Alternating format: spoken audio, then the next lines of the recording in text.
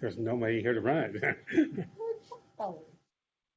Did you remotely now? You know, he does that for us a lot too. Pushes the button and leaves, and we're going, what the heck did you do? You fixed it, but what'd you do?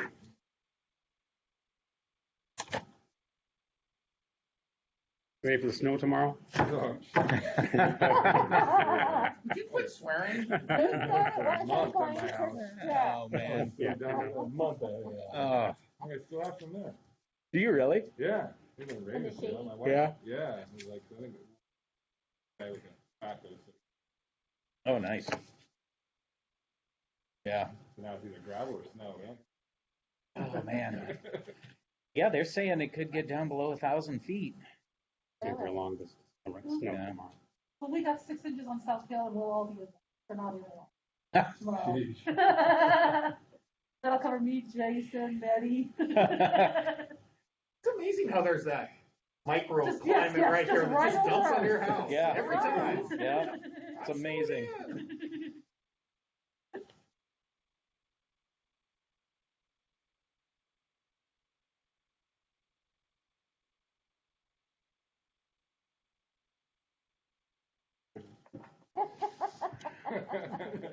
You guys like that. You got it. You got it. I bless it. Oh no. Traveling? You know what they said? I was listening. Problem southbound 5405. So Kelly's Wow. coming from Bellevue. Could be held up. Stuck.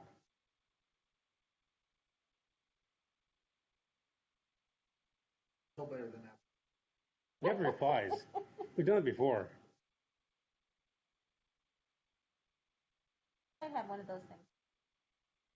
It tells me the text and I can Siri it back. Oh, there you go. Yeah. Well, my new truck has all that. It I charges my know. phone too. And Did you get a new truck? On Thursday or Friday, it's blue. Oh, nice. Colorado Chevy. Nice. Yeah, we're Good for selling you. both our cars. Oh, We have one vehicle. good for you. Yeah, we can do it. You like that one?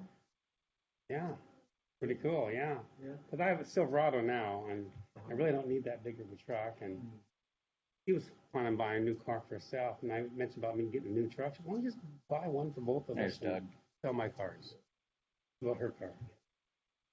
So hopefully get Thursday or Friday. It's in Yakima or coming across. That's a big thing right now.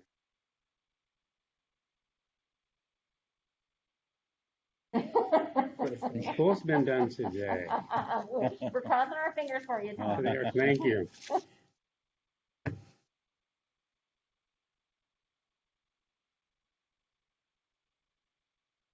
I'm lonely here for council members here. Nobody wants to talk about vaccine mandates tonight. So we're on the show. Are you changing something on the vaccine mandates? Well, we had initially said we were going to do it for the senior center.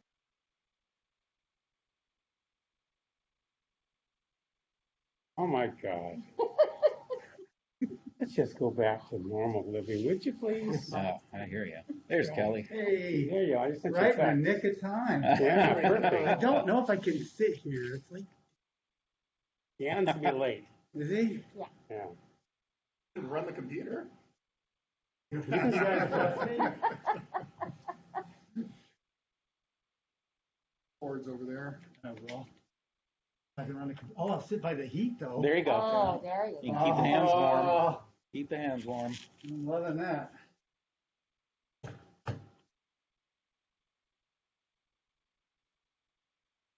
Oh, no, I got it.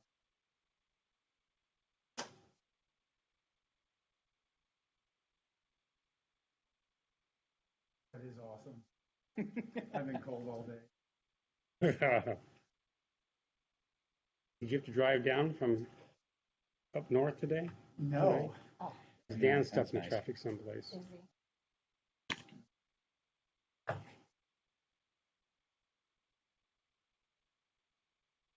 he? It is 5 if you want to start, or if you want to wait a few minutes. Either way. We can go ahead and get started here. Call to order. We have 2 of our 3 council people, and Debbie, you got everybody else here? And Any special reports or presentations? We'll go straight to the first one, ARAB 22-19. All right, so yeah, this is authorizing the award contract to Jimco GC Systems. Control valves. About 120 control valves in about one. I do about calculated out what do we 18 of them we're trying to tackle. Contract. The amount budgeted we had this year was $26,000.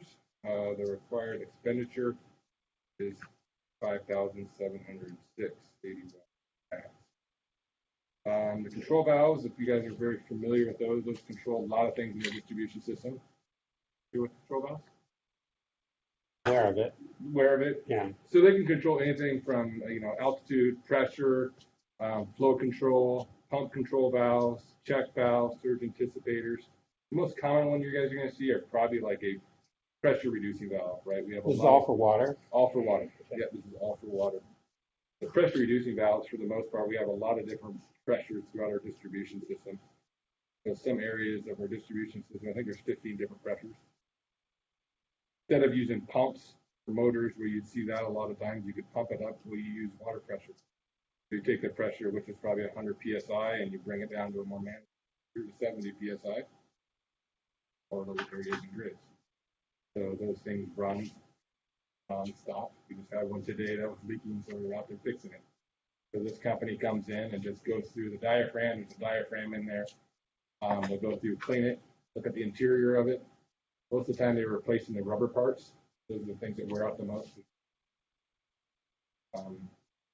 So if there's other larger parts that are damaged, we'll look at replacing those. But most of the time, it's just the rubber seats, rubber O-rings, take stuff apart and put the new. I have some pictures if you guys want to see them, or it's up to you guys. Yeah, I'd love to see Yeah. one. And I had a So question about, yeah. you were doing like 5 and 6 in one site. Yeah, there'd be some. Here's a couple different. It just kind of talks about, and there's some pictures there, and you kind of walk through those. There's different,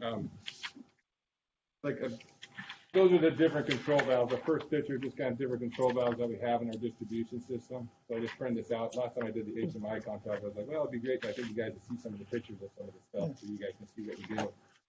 The second picture on the next page is actually a control valve, what it looks like on the inside. So there's a picture of it cleaned and a picture of it dirty. So, Does this affect all we have in the summer, we turn on like the ballpark well and stuff and causes bubbles and stuff like yeah, that? that's something totally different. Okay, Yeah. cool. No, this one, I wish you could help that. But no. The next picture is kind of like a bigger valve. You see a bigger valve there where there's a crane and an operator there, and they're kind of pulling the seat. These things can be pretty massive at some point, so you have to pull them apart. So that's what they'll be helping us do. There's another picture of just what a typical PRV installation looks like up top. There's 2 PRVs. There's a small one, a big one. That's a typical installation of what you'll see out in our distribution system. So they'll just go in there, we'll clear those apart, and then rebuild them, put them back together, and make sure they're working operation. I've seen new facilities like this. So. Yeah, that looks like that's a perfect one, right? Yeah. That's a perfect situation. Not all of them do look like that. We try to clean them and keep them up looking like that. So. It uses all pressure to, open and close for downstream pressure. It just depends on the application. Another kind of table there, it talks about our pressure reducing stations. There's 28 of them, I think. This we have for our distribution. And if you want to give you even more information, it kind of, there's a packet there with GC system. It kind of talks about a control valve, and it kind of goes into detail what a control valve is, how it operates, kind of shows the details. The water coming off the top of the bonnet, the water goes through, comes back on, it closes, springs. It's a little kind of a cutaway there too. Do you have gauges to check this and make Yes. sure the pressures are correct? Yeah, that's a great question. Yes, we have pressures upstream and downstream, so that's how we can control the pressure. So that's when we go for our maintenance programs. We'll go out there monthly basis and we'll look at them and we'll look at pressure and downstream pressure. a lot of these systems, we call them closed systems if they have pressure reducing valves. And most of the time, in a closed system, if the pressure ended up, if it was 170 and it opened all the way up, what it would do is go to 100 psi, and that's a closed system, and that's when they have pressure relief valves, so another control valve to relieve the pressure off. So another type of a control valve, just a different type, relieve the pressure. If the pressure gets high and something like that, it would dump just the atmosphere, so we wouldn't overpressurize customers. So you were gonna replace, service like 6 at one, which station were you gonna like service? We're gonna do, I think right now we got 18 of them on the docket to replace, or just to plane this year to service, just 18 of them. Yeah, 6 at Peking storage, yeah. Yeah, 6 at Peking. Yep. Yeah, so how many total are there at Peking, do you know? No, I did a total of how many we have in our system. At Peking storage tank itself, I don't know, I don't have that information in front of me right now. Most of those ones, I believe at Peking, they are pump control valves. So we have different ones. How old are they, do you know? I don't know that. Look at the age of Peking reservoir. Well, that's my question. You said this should last 50 years, so what do you anticipate us having to replace the valves? Do you have that on a schedule or a plan for, whenever they were installed? No, great question. Most of these valves you never have to replace. It's in 50 years. Well, I disagree with that. I really Okay. do. I mean, that's what it says there. But most of these valves, if they're epoxy coated, they're stainless steel stems. If they're brass seated, most of those are just all clean up parts. So the main thing is you just got to redo the rubbers that are inside of them. Covered down for 26 years, and we never replaced any, unless it was because of those factors. One of them, we replaced some because it was not an epoxy coated seat. It was a cast iron seat, and you guys know cast iron. You took it apart. So, it's great. So this repair, this is basically how to keep the maintenance so that we could try to meet the 50 years. So this is necessary to replace it before the 50-year time period. Okay. And if you wanted more information, we could certainly send that to you too. Well, I just was kind of interested, how many were out there and that you're doing it. What's the likelihood of, the more you kind of like, the more you touch things, the more likely you are to, to have an incident. So it's just 6 in a row in one place, I'm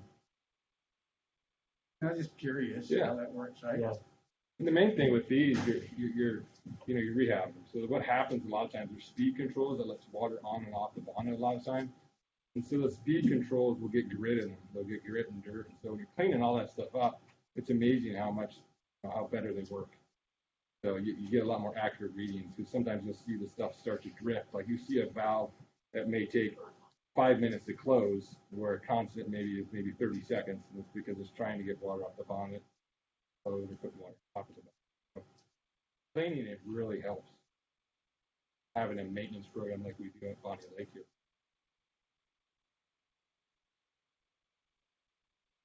See, Dan's nodding his head, and I think he probably knows. I don't know. Ours are a little bit more complicated. Most of them, yeah. Under budget, that's my good thing. We're dealing with a couple thousand PSI, but geez. so Wow. that can get pretty fun. So how do you establish your maintenance schedule again? I don't know if you talked to us. Is it just kind of, because you guys know obviously that you have to do maintenance, so there's a kind of a, how do you arrive at your budget number kind of thing? If is it like performance based kind of thing on your units, or you're looking at well, we did $23,000 last year. Yeah. It's $24,000 this year. There's 16 kind of thing. What they say. So that that you're actually like going after one that needs maintenance, right? As opposed, because there's more than whatever 18 of these in this whole system or something. You can't do them all the same year or whatever. And I think what we kind of go by GC's recommendation too. Yeah. So the recommendations every 5 years. Sure. So I think we're at 6 years with all of ours. So we took 20 of them. We kind of divided them. Right. 6 years. Yeah. I get where you're going. Yeah. I do. I really do. Yeah. It's like, I didn't know if there was a way to kind of do any kind of performance testing on them to say, hey, this one's the one we really need to go after, and these other two can last a little while. I would love to look at that stuff, because a hydrant that's out in front of here is little bit more attention than the hydrant, maybe. Sure. Same kind of Yeah. philosophy. Yeah. Is what valves are more, where the priorities, higher priority of certain valves versus other valves. Taking a look at. Sure. Yeah. Right, I mean, that's part of, I think the city works when we're looking at the asset. Yeah. Condition assessment of the skills, and I think that's kind of what you're doing, Okay. that is, Yeah. do we start looking at that ahead of time and then prioritizing which ones we want to do first? Sure. And I think slowly we're gonna try to get to that, Todd's doing a lot of work. for Yeah. us on that. You're gonna get like pictures of the, Yeah, I told the guys, because I asked him for bring 'em in. pictures, I said, hey, Yeah. where's our file of pictures? I'm always asking for pictures. But yeah, I definitely want to take pictures before and after. So, I mean, those are great pictures to have, because when you go back to the valve next time, it's nice to have those pictures. You can attach them to the asset. Are you still checking the fire hydrants? Maintenance Valves? hydrants? Yeah. Oh, yeah, we're routinely doing it. Fortunately, isn't that nice of us to do that for the fire department? I know. Yeah. We weren't doing it all before. I don't think When I it's first got here. I want to make sure they're all working, that's all. He knows that, that's that before. Yeah, Yeah, they weren't being checked at all before. no. We've been very proactively going, checking all the hydrants. We've been working through.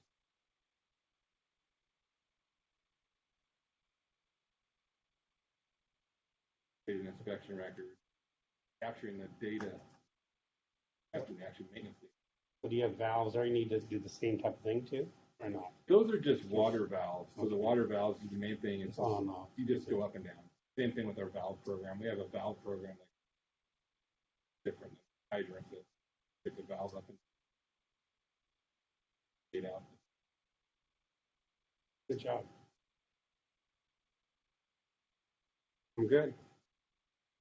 so we clean, so help me with that. So we service all the fire hydrants? We do. Okay. They Why weren't do- being why- serviced why is before. that not our job? Isn't that our water running? Well, because we would never have the need to use a fire hydrant, I right? get that. And so the fire department that like probably, I don't know what it is, 30% of our water system supports something, we have all this water that we have to hold for fire flow and stuff Right, like that. yeah, It's just for fire flow. right. It's not related to your faucet. So all of those requirements, naturally the fire department of course compensates us because of all the money that they have to be able to, they write us a check. No. No, yeah. Say, that's about to say, I've been missing it. They were asking us to pay them sections Yeah. and stuff like that. Oh, right? yeah. So I was like, Yeah. what? What's going on? We're doing their Yeah. job. Yeah, now you're getting it. Yeah. No, Uh-huh. no, Yeah. yeah. They could I looked easily- back and I guess I was like, what? They could easily check fire hydrants with the one that's when they're not busy, Come up, put a hose on, run We've them. been talking to Brian Jeter too. Yeah. There'd have to be an aid unit, a battalion. Yeah. We'd be getting calls about what's going on. My neighbor spilled a pot of hot water on his foot at 4:30 in the morning, days ago. And in my street, which is a dead end, we had the Hayes truck and the big fire truck. They had to back that sucker out of there. What are you doing? I spilled water on my foot. Oh. Anyway, Good deal. Is this like ends up being a consent agenda item then? well, I think they want everything to go, I think we're going everything to full council, to our workshop. Oh, are we? I don't That's know. what, is that what? We could. I don't know if we made that. Well, yeah, I don't know if we can make a resolution with that. Okay, No, then I would put in a consent agenda then. I'm fine with that, but. I think this kind of makes sense. Yeah. So yeah, until we figure the rest of Yeah, that out, Terry's trying to I don't push it see that anything way. that can possibly pull it off and take it to a workshop if they Right. have questions, I guess, right? Hey, so when these guys are out here, ask them who the worst city is for their maintenance. Okay. Kind of curious. Oh, there you go, right?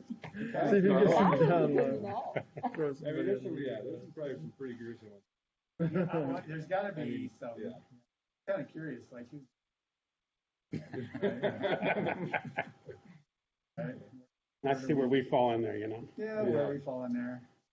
No, I'm kind of hoping that like Bellevue is, Right? they're fiscally very. They're destroying their lives. Right? They're gonna tear that guy's house down that got flooded out. Yeah, no kidding. Without him getting his belongings out of there. I think Alrighty. we're okay here, So- right? No problem with it. Yeah. God, what a mess. I know. It's gonna cost them millions. Oh, The next one, then we move on to resolution on. 301. AV stuff. We're back to AV stuff. I just hate this stuff. Yes, we are back. Right. After- Favorite. After sojourning in the wilderness Between the one for down here a before number of you. months. That was more creative. So I did go back and contact the other, and I'm not going to bother to go through the summary. We all know what we're talking about. This is the AV equipment for the new Public Services Center. After our last meeting, I did go back to all 4 of the AV vendors on the state's master contract. Of those 4 that I contacted, only Avadex and one other that I had not worked with before contacted me back and were interested in looking at this again. I did meet both of these vendors out on site so they could actually walk through the room, see where we're at, take some measurements, make sure that we were all on the same page as far as, you know, the room that we would be servicing. And did talk with Avadex specifically about some of the issues that we encountered with their proposal last time and the need to really take a hard look at that again and make some recommendations. I received both of those revised proposals back from them. Avadex evidently didn't really understand the point I was trying to make because the proposal I got back was largely the same that they had given me previously. There had been a few changes. I specifically questioned them about the projector, and the proposal they sent back to me had the same projector still on there. And I just really felt like they were not hearing us as a customer. So I decided to dig in here with Desco, and that's who I brought forward this evening for your consideration. They did furnish me with 2 proposals. The first proposal, and the one that I wrote the agenda bill up around, is for a different type of projector. It is a wall-mounted projector. So imagine, like in this case here, there'd be a big arm coming out of the wall kind of up high, and it would have the projector, and it uses a mirror to project back at the screen. So it's a different type of projector, and it's a fixed screen, so it would be nicer looking than this, but something similar to this where it's frame mounted and it's just on the wall all the time. Chair's not included. There's not included. Right. And then in addition, it's a little bit more of a simpler audio system. It's just a couple speakers that would be mounted up front on either side of the screen and so on. Still will have the ability to connect devices wirelessly to the projector if need be, but they're also going to include a wall plate that'll have like an HDMI connection so that you can wire. What do you say instead of wireless? It'll be a wire. You could have a wired connection to the. I was thinking no. You'd have a wired connection to the system. It'll also come with a small control panel, like a little tablet that'll allow you to pick inputs and do some of the things instead of having to run to the closet that's adjacent to the room and make different changes and preparing the different inputs for the system for connection. So that came back at $32,589.03. That's about half the price of the Avadex proposal that you saw last year. They did include also another proposal for $52,891.18, and the difference there is that also includes some additional speakers, microphones, and equipment to be able to record public meetings. And I wanted to bring that one forward here to you as well, because we had a brief discussion about the use of the facility, but I don't know that we ever really reached a conclusion. And I just wanted to take one more stab at that to see if you were supportive of the higher price proposal, knowing that by allowing the committee meetings to occur over at the new facility, it will eliminate issues we have with scheduling the council chambers for different things, and it'll just provide better service for our citizens moving forward. So 2 options. Like I said, that I use the least expensive one for the agenda bill, but I can certainly make some changes if you feel our money's better spent going a little bit more. So what meetings do you record other than our meetings like this? So hearing examiner meetings are meetings that need to be recorded. Any of the Planning Commission, Design Commission, Parks Commission, all of those would get recorded. So those would be that would be. But they're not now, are they? They are. They are Are now. they Yeah. Yeah, and I think like Debbie pointed out, we have conflicts sometimes with scheduling. So, Yeah. that was a kind of a key factor in being able to have those meetings over there, and if you have them over there, you gotta be able to record them, so where you're at with that higher proposal, I guess, is Yeah. what you need to be. I'm not satisfied with the AV hookup. Yeah, I mean, it is, obviously, it's a different projector system. It's short throw instead of a big, laser from across the room. It's a slightly smaller screen. The first proposal was 180 inches in diagonal. This is 120. But it's 120 diagonal is still a pretty darn good sized screen. And they scoped that screen for the size of the room with the understanding that 90% of the time, or let's say 75% of the time, you're using the front half of the room, and the back half is going to be, break room. I think this is a better proposal. They're much more responsive, and they listen to what we have instead of kind of selling what they thought we should have. It's easy to operate. It's Crestron, which is what we have downstairs, just a much newer version. Yeah. Instead of having that little panel that Sadie uses to turn microphones up and down and adjust settles that's wired to the wall, this just has a wireless unit instead of being tethered to one location. So there are some quality of life, we'll say, features in this that technically could be scaled down, but they make things a little bit easier for, let's say, a less technical person to just start a meeting, get That's it what I up was and running. concerned about. You're going to Yeah. have people that aren't really tech savvy Yeah. with that stuff. He showed me an example of what this control panel looks like, and the way they set it up is literally just big buttons. So, I want to use the HDMI connection on the wall. It's very simple Well, you need that. because they want it to be You don't something need it that all just the time. anybody could operate. Right. So there are some wireless microphones, and you said that the control head's wireless. So do we have wireless microphones now anymore? We do downstairs. Yeah, There's that's good. 4. Yeah. Okay, there's 4. None of them have walked off. We've had to Good. replace Really? one of the Good guys. receiver power supplies in the last 10 plus years almost that we've been in this building. But yeah, they've been pretty strong. Okay, so there's not like I was kind of concerned with the wireless stuff of theft, right? Stuff just disappearing. No, the idea is there is an equipment closet in the room that it would be locked, and when you're not using the microphones, you stick them just like we do now. As we take Okay. those the walk-awayable Mhm. microphones and we lock them away when they're not being used.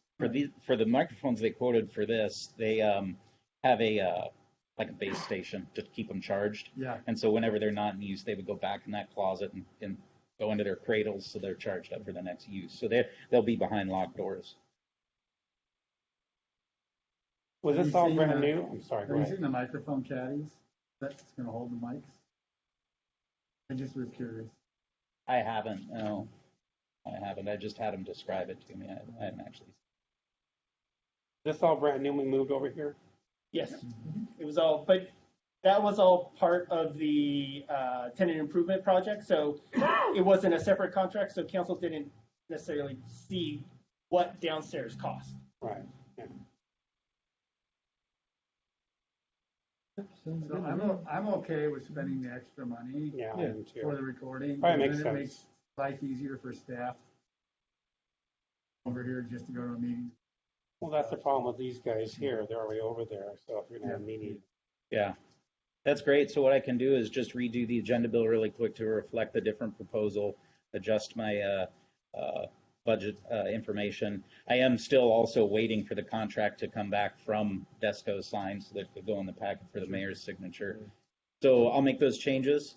And then I suppose it wouldn't necessarily need to come back again then, would it? Would you be No. comfortable with me just making Well, those I'll changes? just- Yeah, you make the changes so that we're using the higher cost alternative options.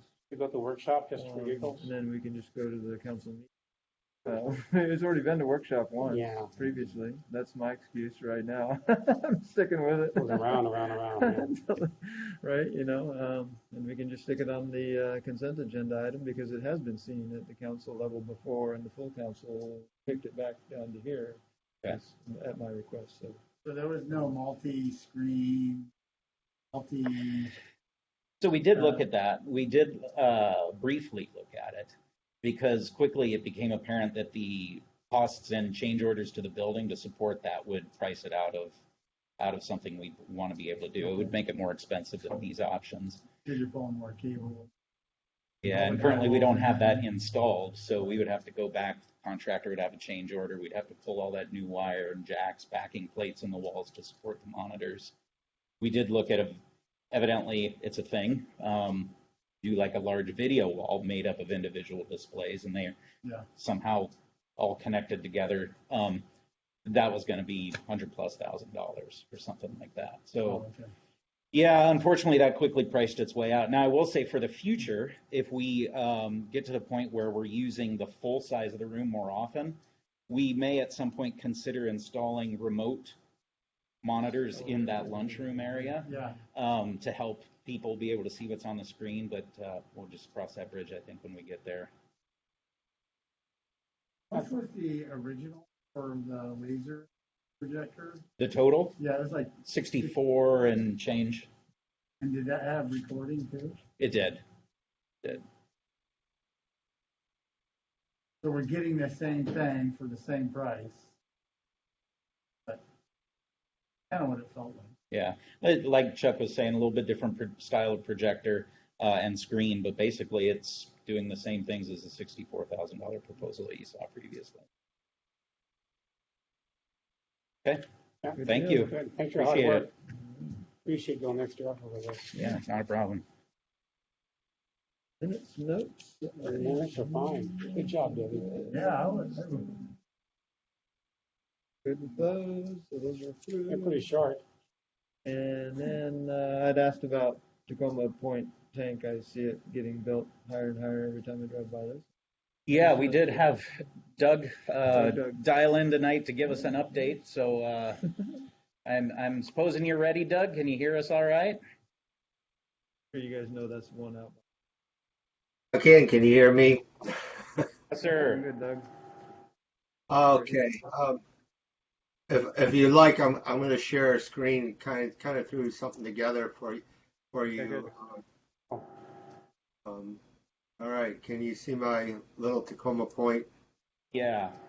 All right. Bigger, make it bigger.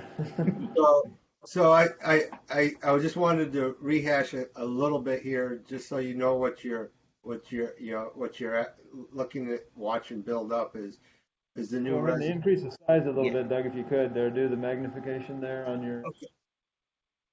Yeah. There we go. There you go. There you go. That's good. Thank you. Thank you. There you go. Does that work? Yep. Great. Thank you. All right. So, as you know, we're replacing an old reservoir with the new reservoir. The old one's 1.1 milligrams, million gallons.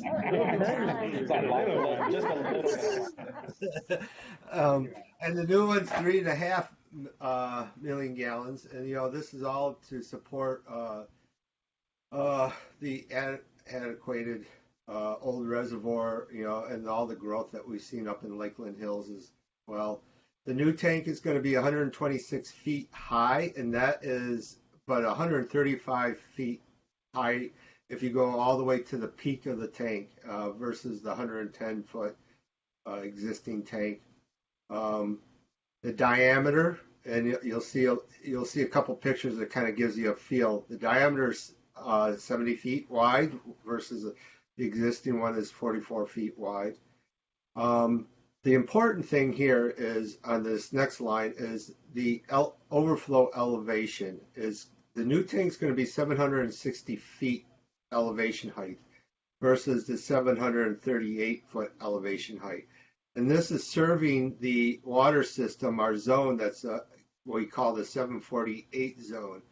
So when I say the 748 zone, you can see that the old tank is already below the height of the zone, the elevation of the zone that it's supposed to support, and that's been one of the problems that the water department's been fighting up there, is that tank is almost useless. They actually Dave Siak used to say it was our canary our little canary in the mines thing is once it's, was that, when it started acting up, we could follow it. Some other things that we're seeing, when you get the new tank versus the old tank, you're going to see it'll be designed for seismic versus the old tank was not. We're also including the shake alert system, which we do not have as with the old system. The new tank is going to look a little prettier, so the people in Lakeland Hills, if they actually see it, won't bother them maybe so much. It's going to have a mural on the side of the tank. The old one does not. And for operations, if they need to get to the top of the tank, we're actually putting a wrap around stairway for these getting to the top of the tank, similar to what you're going to see in a picture I'll show you of what the Ponderosa tank looks like, where the old tank does not have. And of course, we're upgrading the SCADA system with the new tank. The old tank the SCADA system still hasn't been upgraded. So where we are today, T. Bailey Construction, which is doing tanks is their main job, is the general contractor. They started August 9th is when they got the notice to proceed date. They're scheduled to complete their work, the tank to be completed on October 25th of this year. Currently, the contractor is still on schedule for completion. We just had a meeting today, and they went over their most updated schedule, so they're looking fine there. A couple little things that they've done so far, it was when they poured out, I put this in here, when they did the concrete foundation for the steel tank, they had 170 trucks, which is equal out to 1,700 cubic yards of concrete. Now imagine 170 of those trucks that you see going down the road all go into one spot. That's a lot of concrete that went in, and that all went in one day, by the way. It was early Saturday morning they started. The little control building that we have, the 10 by 11 control building, the walls are just about complete. They'll be completed this week, and that's just basically for the controls of the build, for the site. The steel the walls for the tank, they're finishing up the third row, and there's going to be 13 rows of steel, and you'll see a picture of that in a minute here. They've completed so far. Here's some pictures I threw together for you. The first one right here, where you see all this. This is all steel rodding for the tanks that they put in. I could not find the number of how much steel that is, but that's a lot of steel. I'm telling you. I think there was at least two layers of steel rods there. This is the concrete foundation that they poured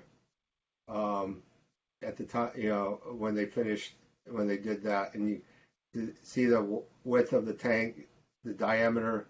There's the existing tank right now. I cheat a little bit here because there's a perspective issue going on in that photograph, but it looks, makes it look real big. This is the in November they started putting up the first row of steel for the tank. And then the second row in November, the end of November, they start putting up the second row.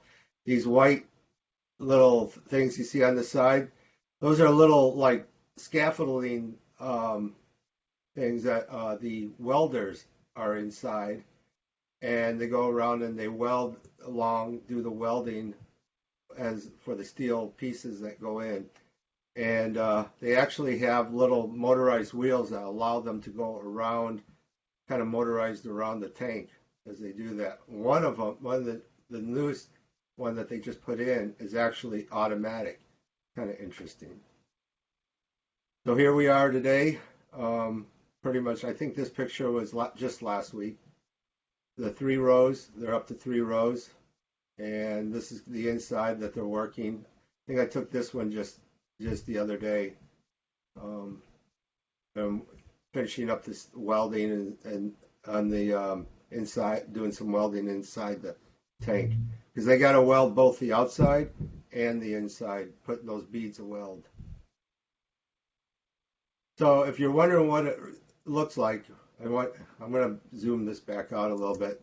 I just threw in a picture of the Ponderosa tank because it's kind of like you're going to see in the end process. Not too different. This one's going to be slightly smaller.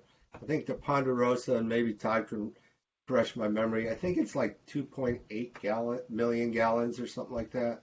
But but it has a wrapping stairway, and it has the mural. So that's pretty much what it's gonna look like in the end. I just wanted to include that in case you guys couldn't remember what the end product should look like. And that's what I got for you.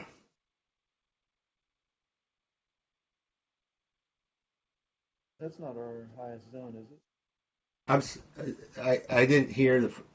748, that's not our highest zone, or is it or not, or? No. Oh, I'm sorry. This is 800. This is 800 zone, which is, did I say 740? Ponderosa tank feeds the 800 zone tank. Oh yeah, Ponderosa is 800, but the one over at Tacoma Point is at 748 is what you said over there or something. Yes. Yeah, 748. Yes. So that booster station that's over there in the Lakeland area then, how does this tank work with that then? Does it affect that thing or? The booster station it boosts you mean that little booster station that's in Lakeland Hills? Right, yeah, we made them put it in because we didn't Yes. have, yeah. That is literally a little booster station that feeds about 50 homes, or I can't remember how many homes up there. It's just one little subdivision. Right, yeah, on the tippy top there. Yeah. We're not able to get rid of that after we finish this tank kind of thing, or? The question never came up. I do not believe so, but I won't swear by that. So yeah. That so because you went from the old tank being like 738 to this 748 with this one, or you only got basically 12 feet ahead on this tank. Is that? we had it. Right. Now you got to remember when we say 748, that's the system when think of it like a full glass of water. Sure, yeah.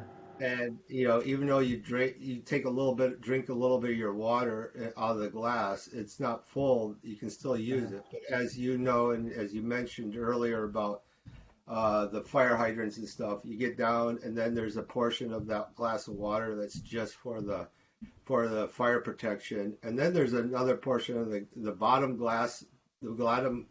portion of water in the glass. It's pretty much useless in these kind of tanks. That's just the way it is. Right. Yeah. Yeah. And that so again, it is what it is. We did this tank because I was conversations with Geoff for a long time was we were going to kind of a pressurized system as opposed to kind of a tank-based system. No, I don't. We have a couple. He was pulling my leg at one point, apparently. I think at one point. I don't recall that conversation, so I'm not gonna. Yeah, I know. I know. At one point, RH2 had considered instead of going with this style of tank, they talked about one of the shorter tanks with a booster station, which then acts like a tall tank because it brings the booster station brings up the pressure of the water before kicking it out or as it kicks it out into the system. That might be. I'm just theorizing. Maybe that was a conversation he was having with you.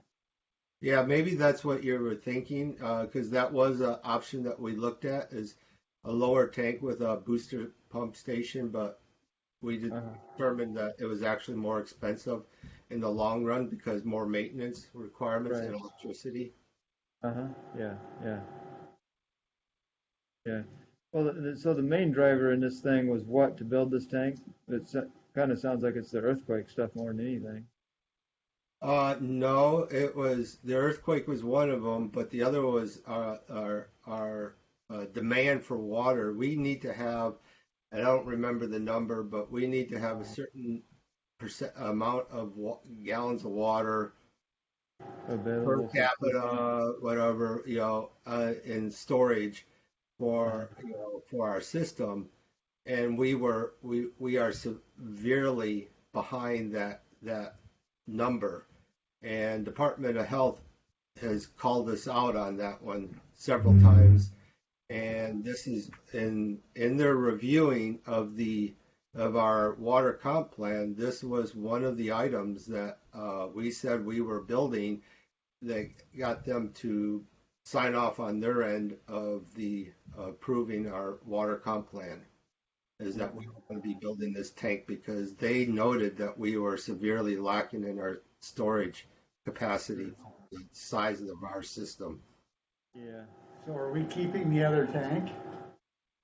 At the moment, yes, and only because it's going to probably just sit there like a old dried up Costs too much. pool, because we have, there's two reasons. One is we still are in contract with AT&T to provide a tower for their antennas on that tank. And number two, we just don't have the funds to take the other tank down. So, Yeah. Well, and eventually, I was going to ask about that too. Would those wireless providers or whoever your talks with them is like, hey, they need to move maybe to the new or someplace else or whatever. Right?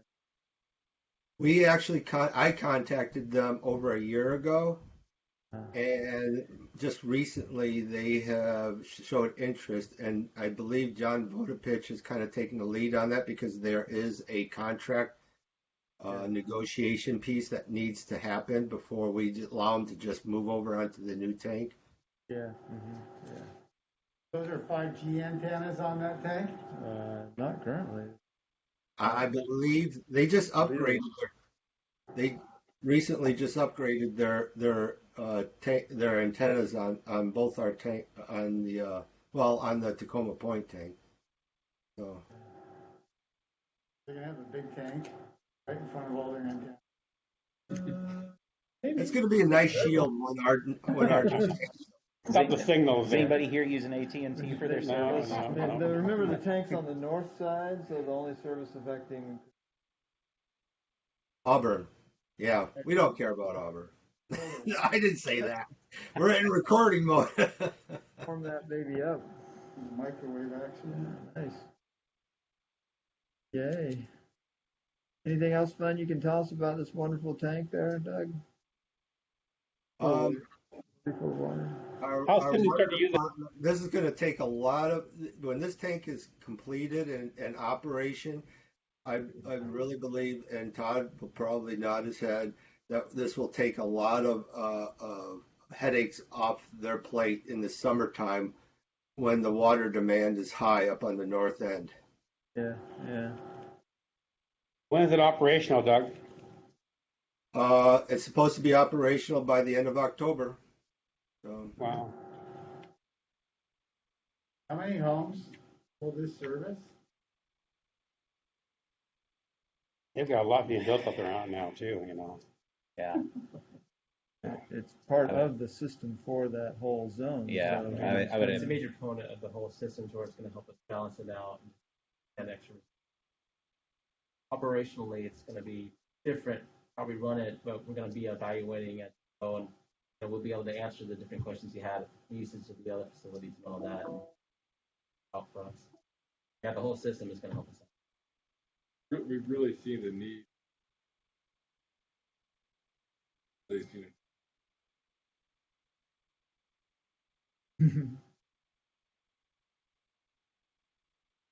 Fire flow demand. It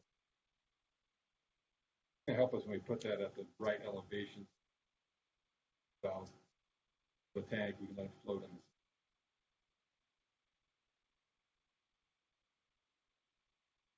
Pressure. Oh, wow. Are those tanks just hollow?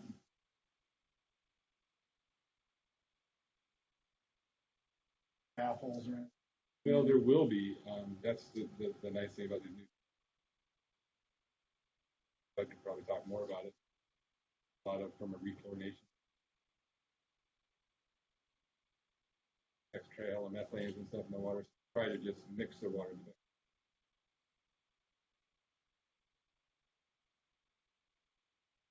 Puts water into separate inlet outlet for all this water to stay stagnant. Different separate inlet.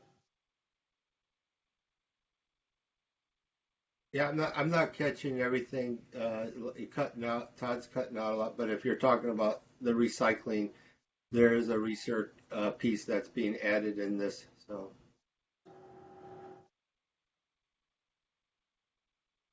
Hey Doug, how do you clean that to just be able to start using it, the inside of it? What's that? How do you clean that tank, get it ready to go for first use? There must be some type of procedure to clean the walls. There is, and it's going to be pretty much the same that we did when we repainted the Ponderosa tank this last summer, if you remember, or last spring, I should say.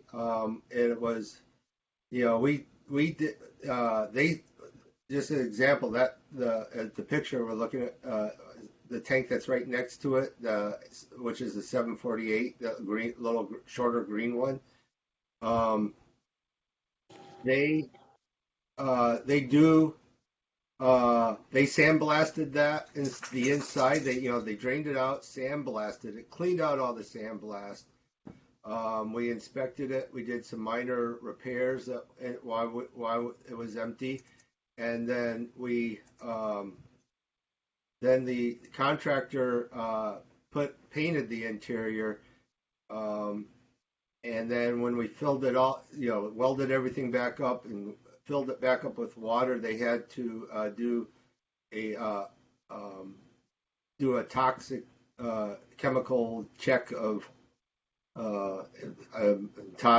Todd's group ran that through the laboratories in Pierce or in Tacoma, and before we approved it to make sure that the water was safe to drink. So it was, there is a process, and I was going to try to pull up a picture here if you want to see a picture of the inside of the old the tank we just painted last spring. You'd like to see that. We gotta go pretty quick. Yeah, understand. Thank you. That makes sense to me. Yay. Good times. If there's anything Thank you, else. Doug. You're welcome. Anything else, Kelly, or anything? Kelly's good. Tom's I'm good. We're good. I'm happy.